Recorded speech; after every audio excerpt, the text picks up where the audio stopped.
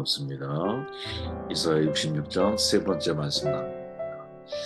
1절 말씀을 읽고 나누며 시작을 할게요. 여호와께서 이와 같이 말씀하시되 하늘은 나의 보좌요 땅은 나의 발판이니 너희가 나를 위하여 무슨 집을 지으랴 내가 안식과 초소가 어디랴. 이사야의 핵심 사상이 뭘까? 이스라엘의 거룩하신 자라는 표현이죠. 되게 중요한 신학입니다. 그런데 저는 이거를 어떤 식으로다가 마무리를 하고 있느냐면 이제 이사야 1장에서 헛된 제물을 더 이상 가져오지 말라라고 타락한 성전 종교를 비판하고 있는 이사야가 마지막에 뭐라고 말하느냐. 나를 위하여 무슨 집을 지으랴. 내가 안식할 처소가 어디랴. 이렇게 말씀하시면서 모든 사람들이 내 앞에 나와 하나님을 예배하게 되는 장면을 소개하면서 그런 예언을 하면서 마무리가 되고 있죠. 결국 이것을 통해 제 개인적으로 던져진 질문이 뭐냐. 이 의미가 뭘까? 이사야의 중요한 관심은 평생을 하나님이 거하실 처소로 지어져 가는 것이 이게 신앙인의 진정한 모습이 아니겠느냐. 저는 인간의 영육혼이 있다고 보잖아요. 그죠? 이분설, 삼부설이 있는데, 뭐 어느 것이든 간에, 만약에 우리의 이 영혼, 육이 만약에 일체되지 않는 삶을 산다면, 생각 따로 마음 따로, 생각 따로 몸 따로, 만약에 살아간다면 안 되잖아. 그렇게 우리 영은 하나님의 성령으로, 그리스도의 영으로 충만해야 할 것이고, 우리의 혼은 생각과 지력은 어찌 보면 하나님 말씀으로 충만해야 할 것이고 그래야 우리의 육신이 하나님의 온전한 도구로 쓰여지는 것이 아니겠느냐 이런 생각을 해보게 돼요. 이 모든 것들이 어떻게 하나님이 구하실 처소로 우리 자신을 바꿔나가는 중요한 작업이라는 거죠. 그게 지난 시간까지는 이제 세례 요한과 예수님에 대해서 말씀을 나눴고 이제 중요한 성경의 27편의 서신을 쓴 사도 바울에 대한 말씀을 좀 나눠보면 바울이 예수께서 남긴 성전 신학 이걸 좀 더 발전시키죠. 회심한 이후에 바울은 성전에 가까이 지낼 수가 없었어요. 뭐 당연하죠. 유대인들이 배신감을 느끼고 적개심을 가지고 있었으니 그 이후에 단 한 번도 성전 제사를 드릴 수 없었죠.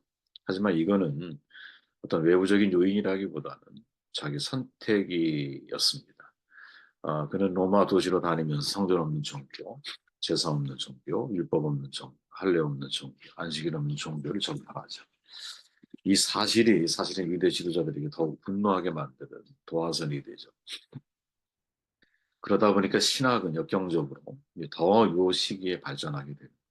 우리가 잘 알지만 인생의 위기에 여러분, 우리의 신학은 굉장히 발전하게 되어 있거든요. 왜? 인생을 진짜 진지하게 질문하잖아요. 고난의 문제, 그죠? 고난 속에서 하나님의 뜻이 뭔지.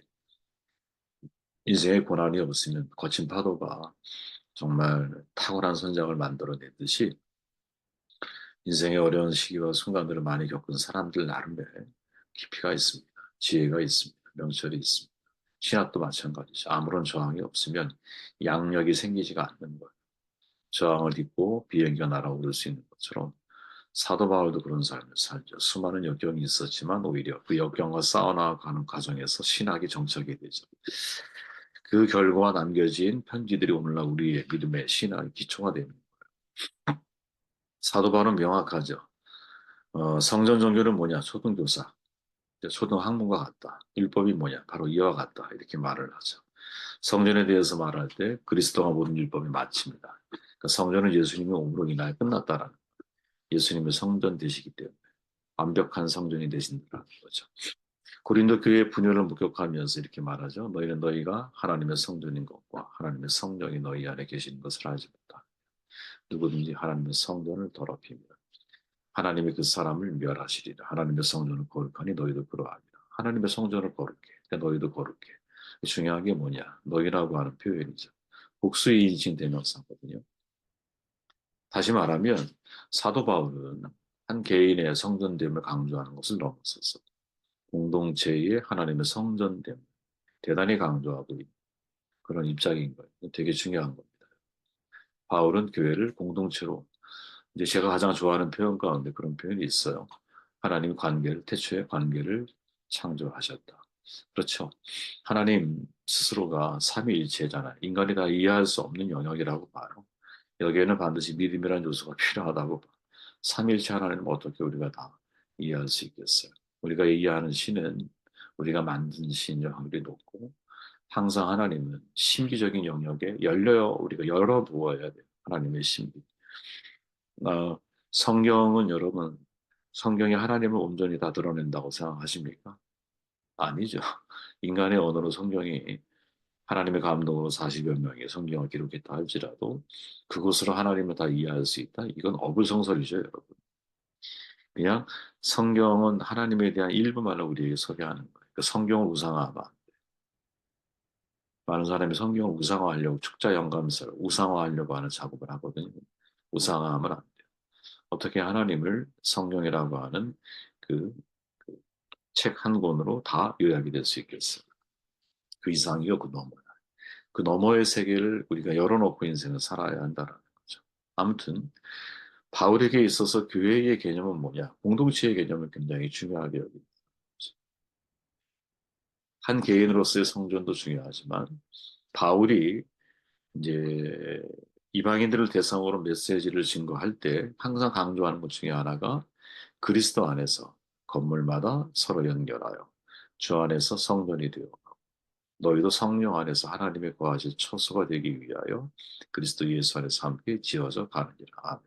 한 개인이 그리스도를 받아들임으로 인하여 내가 하나님 앞에서 구원을 받고 하나님이 거하시는 성전 된다는 사실은 너무나 중요합니다. 그러나 바울은 이거를 더 확장해서 공동체로서의 교회됨을 매우 중요하게 다루고 있다는 거죠. 우리 역시 마찬가지예요, 여러분. 우리가 잊으면 안 되는 것 중에 하나가 신앙 홀로 할 수 있죠. 오죽하면 가난한 성도가 늘어나겠어요, 그죠? 그러나 문제 중요한 우리가 좀 다뤄야 할 문제는 그것이 성경이 말하고 있는 신앙의 핵심은 아니라는 거예요. 네, 한 개인이 얼마든지 혼자 하나님을 예배하고 무인도 떨어져 있어. 그 혼자 신앙생활 잘하면 돼. 근데 우리는 공동체 안에서 함께 더불어 살아가는 사회 속의 공존을 해. 그렇다면 내가 진짜 하나님 안에서 온전한 신앙을 가지고 있다면 나는 은폐된 가운데 살아가면 안 돼. 공동체 속에서 하나님의 뜻을 이루어 나아가려고 하는 또 공동체를 하나님 내게 주신 은사를 통해서 덕을 세우고 공동체를 그리스도의 몸으로 갖고 나아가는 길에 내가 최선을 다하려고 하는 삶의 태도를 견지해 가야 한다고 저는 생각을 하거든요. 그렇게 여러분 개인의 신앙 강조하지만 공동체성을 놓치고 있는 사람들은 건강한 신앙이라고 말할 수가 없는 거예요. 그 사람의 신앙의 성숙도는 여러분 관계 속에 집어넣어 봐야 사실은 확인이 되고 그 사람이 정말 성장하기를 원한다면 관계에 들어가야 되는 거예요. 근데 많은 포스트 모더니즘 시대에 개인주의가 만연해 있는 시대에 사람들의 어떤 사고 자체가 자기 자신을 너무 강조하다 보니까 타인의 영역, 타인을 위해 곁을 내어주지 않고 또 내가 기꺼이 좀 어려운 그러니까 어, 메로스와 멜로스 요즘 신앙인의 특징 가운데 하나는 여러분 둘 다 부분이라고 하는 뜻을 지체라고 하는 뜻을 가지고 있다 그랬잖아요.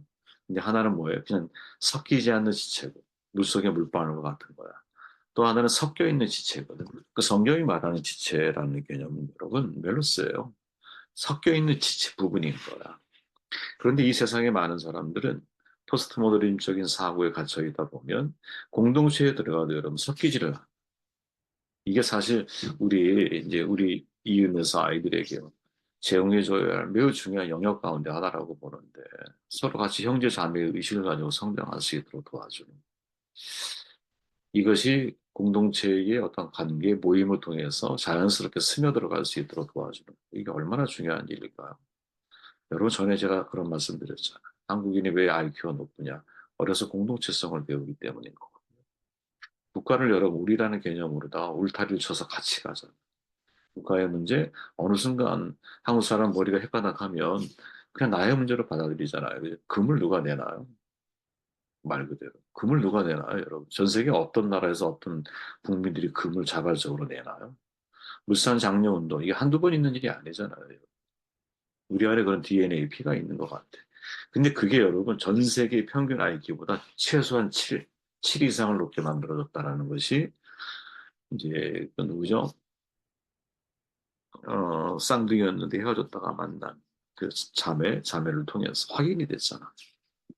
저는 여러분 사람의 뇌의 발전, 성장을, 성숙을 위해서는 공동체 안에서 이 아이가 성장하는 것을 훈련해 가야 한다. 그런 점에서도 그렇고 바울은 절대적으로 말하고 있는 거죠. 야, 우리는 함께 지어져 가는 거야. 함께 지어져 가. 함께. 함께 서로 이런 개념은 여러분 교회가 절대로 놓치지 말아야. 성전. 그러니까 하나님이 지으신 처소를 하나님이 거하실 처소를 지으라라고 말할 때 그 속에는 내 개인이 하나님 앞에서 거룩한 성전을 유지하는 것 플러스 절대로 내가 공동체를 벗어나면 안 돼요. 무슨 일이 있어도 규모가 작고 크고의 문제가 아니에요. 분명한 하나님 안에서 비전을 갖고 하나님이 나에게 만나게 하신 그 공동체 안에서 내가 해야 할 역할을 잘 감당해 나아가는 것이 그게 정말 여러분들이 성전을 지어가는 방법 가운데 하나라는 거죠. 히브리서에 가보면 바울은 그것만 다뤄보면 될 것 같고요. 히브리서에 가보면 히브리서의 초점이 뭐냐? 그리스도를 영접했어요. 근데 여전히 성전 종교에 대한 미련을 버리지 못하고 있는 신자들을 위해서 쓰여진 겁니다. 그래서 그들을 향해 뭐라고 말하냐? 예수님이 완전한 성소가 되신 분이야.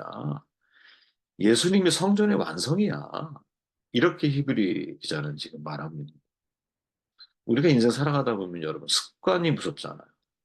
그죠? 예를 들어서 유대인 같은 경우 내가 오랜 동안 돌아왔던 습관이라는 게 있잖아. 그 습관이 예수로 말미암아 완전한 성소가 이루어졌기 때문에 더 이상 제사를 드리지 않아도 돼라고 하는 데서 처음에는 즐거워. 근데 시간이 지나면서 자꾸 뭔가 부족한 느낌을 받는 거죠.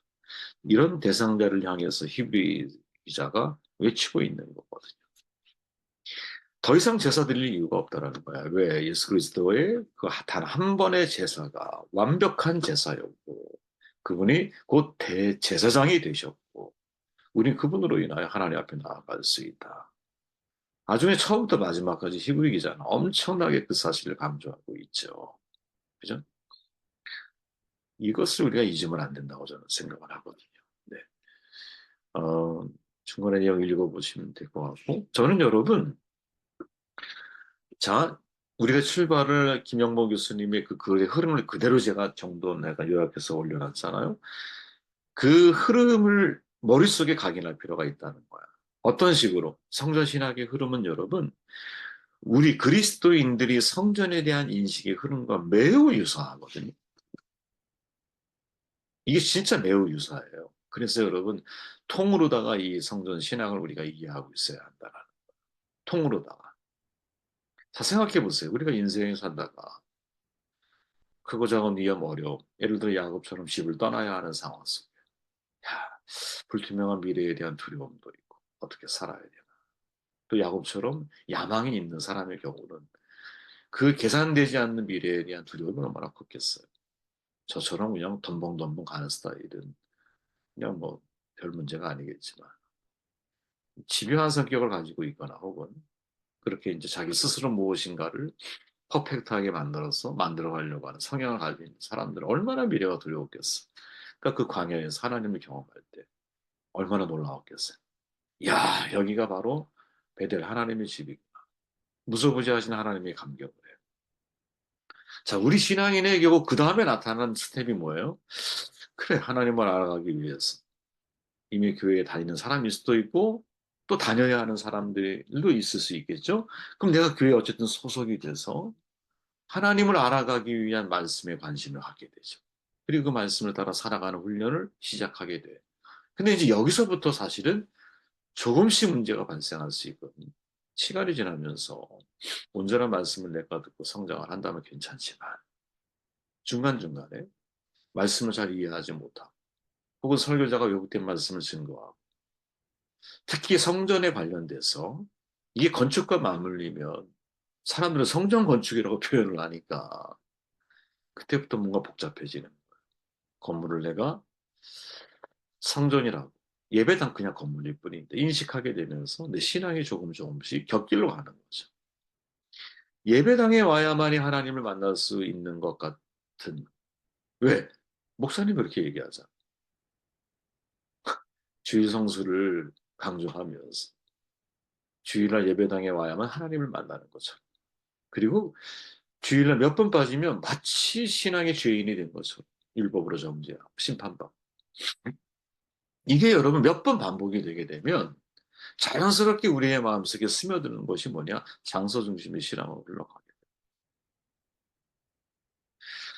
교회 공동체가 얼마나 중요한지에 대한 인식을 잘 하지 못하고 내 개인의 개인의 성전됨만에 내가 집중하게 되면서 예배 중심이, 그러니까 성전 중심의 예배가 내 삶에 아주 중요한 패턴이 되게 되면 하나님과의 개인적인 사귐보다는 공동체의 종교적인 행위, 그죠? 잘 갖춰진 예배, 시설이 좋은 교회, 공동체, 그죠? 뭔가 시스템이 잘 준비된 것처럼 보이는 그런 편안한 교회. 내가 가서 아무런 일을 하지 않아도 얻을 걸 다 얻고 올 수 있는 그러한 교회. 100% 선호하죠. 거창 고등학교의 표어처럼. 야, 두 곳이야? 그럼 그곳에 가. 예? 너의 와이프가 원하지 않아? 그럼 거기가 사명지야. 뭐 이런 류의 삶, 어떤 야성적인 삶이 아니라 이렇게 우리가 흘러가게 된다라는 거지. 히브리 이 기자의 지적처럼 성전 종교에서 잘 흘러가거든요. 근데 시간이 흐르면서 뭔가 부족함을 느끼게 돼. 그 내면의 결정적인 이유가 뭘까? 파고 들어가 보면 예배당 중심의 주일 신앙이 일상 중심의 신앙으로 발전하고 성장하지 못했기 때문에 개인이 하나님 앞에서 스스로 지어져 가는 건 못지않게 너희는 함께 지어져 가느니라. 공동체 안에서 서로가 발전을, 서로의 신앙에서 진보와 성장을 도와야 하는 더 큰 개념의 공동체로서의 교회에 대한 인식을 우리가 배우지를 못했기 때문에 신앙은 개인 중심의 신앙으로 흘러가고 또 우리의 신앙의 패턴은 주의 중심의 신앙으로 고착되어지는, 이게 여러분 오늘날 우리 눈에 수많이 목격되는 교인들의 모습이 아니겠느냐. 우리는 어떻게 하겠느냐. 이 질문을 던져봅니다.